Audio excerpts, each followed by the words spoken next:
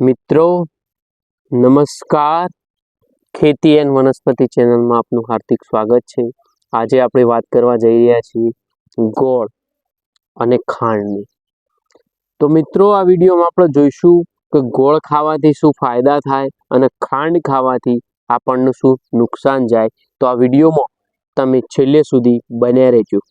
તો મિત્રો હવે આપણે વાત કરીએ કે ગોળ ખાવાથી શું ફાયદા થાય। તો ગોળ ખાવાથી આપણું પાચન સુધરે છે, લોહી શુદ્ધ કરે છે, એનર્જી વધારે તમને મળે છે, થાક અને નબળાઈ તમારી ઓછી કરે છે ગોળ ખાવાથી। એટલે તમે જોજો ઘણા લોકો ગોળ ને ચણા બી જોડે સેવન કરતા હોય છે, બરોબર। પછી આપણે બીજી વાત કરીએ તો લોહી વધારવામાં મદદરૂપ થાય છે, કારણ કે આમાં ગોળમાં આયર્ન ખૂબ જ વધુ પ્રમાણમાં હોય છે અને એમાં જોડે જોડે ફોસ્ફરસ પણ રહેલો હોય છે। તો લોહી વધારવામાં ગોળ ખૂબ મદદરૂપ થતો હોય છે। પછી મિત્રો ગોળ ખાવામાં કેવું છે કે ઉધરસમાં રાહત થાય અને ગોળની તમને કફ ને એવું ના થાય ગોળ ખો ને તો, કારણ કે એની તાસીર ગરમ હોય છે। પછી ગોળથી તમે સેવન કરો તો તમારા સાધાના દુખાવામાં મદદરૂપ થતો હોય છે। અને ગોળથી પછી એક એવો પણ ફાયદો છે કે ચામડી માટે સારું રહેતું હોય છે, ત્વચા તમારી છે ને એ ચમકદાર બનાવે છે, બરોબર। તો મિત્રો આ બધા થયા છે એ ગોળના ફાયદા થયા। હવે આપણે વાત કરી લઈએ ખાંડની વાત કરીએ કે ખાંડ ખાવાથી ફાયદો તો કશો છે જ ના, એટલે આપણે ડાયરેક્ટ વાત કરીશું નુકસાનની। તો ખાંડ ખાવાથી વજન વધે। ખાંડમાં વધારે પ્રમાણમાં ફેટ હોય છે અને ચરબી હોય છે, જેના કારણે તમે રોજ ખાંડ વાળી વસ્તુઓ ખો, ગળી વસ્તુઓ ખો કે ખાંડ ખો તમે તો એનાથી વજન વધે છે।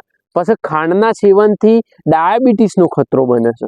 મિત્રો તમે ખાંડનું સેવન રોજ બરોજ કરતા હોય તો તમારા શરીરમાં ડાયાબિટીસનો રોગ નહીં હોય તો પણ આવી જશે, બરોબર। પછી ખાંડ ખાવાથી એવું નુકસાન છે કે દાંત ખરાબ થાય છે। દાંત કઈ રીતે ખરાબ થાય છે? એ કેવિટી અને દાંત સડવા લાગે છે, દાંતોમાં કેવિટી થાય અને એ સડવા લાગે। તો તમે ઘણી વખત જોયું હશે નાના બાળકો હશે ને જે ચોકલેટો ખાતા હશે 5, 7, 8 વર્ષની ઉંમરના, તો એમના જો દાંત બગડવા લાગ્યા, એનું કારણ કે ચોકલેટમાં શું આવે છે? ખાંડ આવે છે। તો આ રીતે દાંત તમારા બગડે। પછી હૃદય માટે નુકસાન કરે છે, કારણ કે એમાં શું છે કોલેસ્ટ્રોલ અને બ્લડ પ્રેશર વધી શકે। તમે ખોળનું સેવન વધારે ગળ્યા પ્રમાણનું મીઠાઈઓ ખો કે ખોળવાળી વસ્તુ ખો તો કોલેસ્ટ્રોલ અને બ્લડ પ્રેશર વધારે છે। પછી હાર્ટ ડિસીઝનો ખતરો રહે છે ખાંડ માટે। પછી કેવું છે ખાંડવાળી વસ્તુ ખો ને તો તમને એનર્જી ના મળે, એનર્જી ક્રેશ થાય, મતલબ ઘટાડે, તમારી શરીરમાં આમ સુસ્તી જેવું લાગે, એનર્જી ઘટતી હોય એવું તમને જણાય। પછી ત્વચા ઉપર અસર, ત્વચામાં શું અસર થાય કે તમને પિમ્પલ્સ ને એવું બધું થાય છે। તો આ પણ એક ખાંડનું નુકસાન છે। અને બીજી વસ્તુ કે ખાંડથી લત લાગી શકે।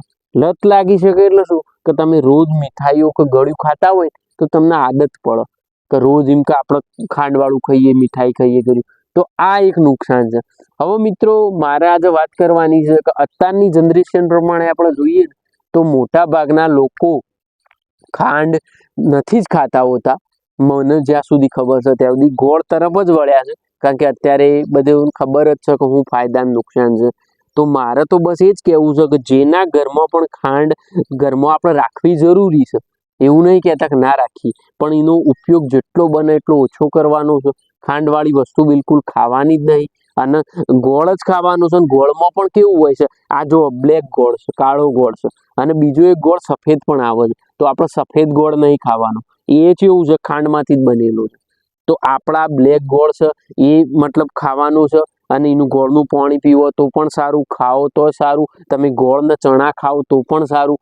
એટલે કીધું છે ગોળ ને ચણા ખાઓ તો ઘોડા જેવી એનર્જી પ્રાપ્ત થાય, બરોબર, એવું પણ આપણે કહેવાયું છે।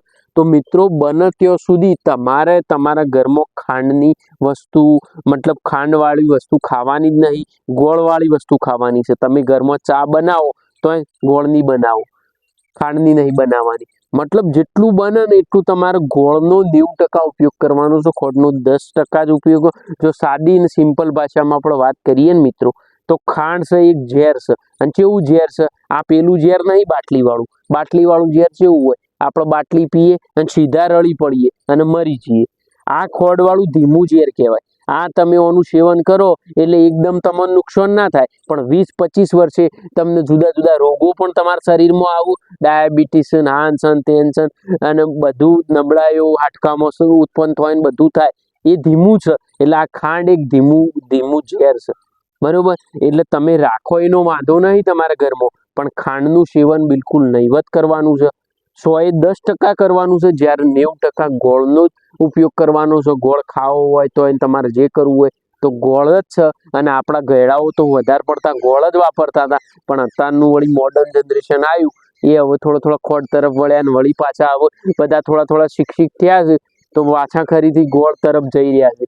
તો મિત્રો, આ વિડીયો બનાવવા પાછળનું મારું એક જ હેતુ છે કે આ વિડીયો જોઈને 2 થી 4 માણસો પણ ખાંડ ખાતા હોય ને ગોળ ખાશે ને તો મને એમ થશે કે આ વિડીયો મેં બનાવ્યો એ મારો સાર્થક થઈ ગયો. કારણ કે મારે લોકોના જાગૃત કરવા માટે આ વિડીયો બનાવું છું. આમાં મારો કોઈ બીજો મતલબ જ નહીં આ વિડીયો બનાવવા પાછળ કે જે ખોડ ખાતા હોય એ ચેતી જજો. ખોડ ખાવું નુકસાન છે આપણા શરીર માટે અને ગોળ જ ફાયદાકારક છે. તો બસ મારા હેતુથી એ જ વિડીયોના માધ્યમથી બધાને જણાવવું છે, દરેક વ્યક્તિઓનું, કે ભાઈ તમે મહેરબાની કરીને 2 હાથ જોડી અને બધાને નમ્ર વિનંતી કરું છું કે ખોડ છોડી દેજો, આજથી જ છોડી દેજો અને ગોળ ઉપર તમે આવી જજો. નકા ભવિષ્યમાં તમારા શરીરનું ઘણા બધા રોગો બી થઈ શકે છે અને તમે જેવું નહીં વિચાર્યું હોય એવું થઈ શકે છે. તો બસ મિત્રો, આજના વિડીયોમાં બસ આટલું. તો તમને આ વિડીયો કેવો લાગ્યો મિત્રો? સારો લાગ્યો?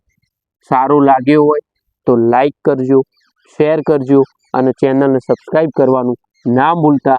હવે આપણે મળશું બીજા વિડીયો સાથે. આભાર.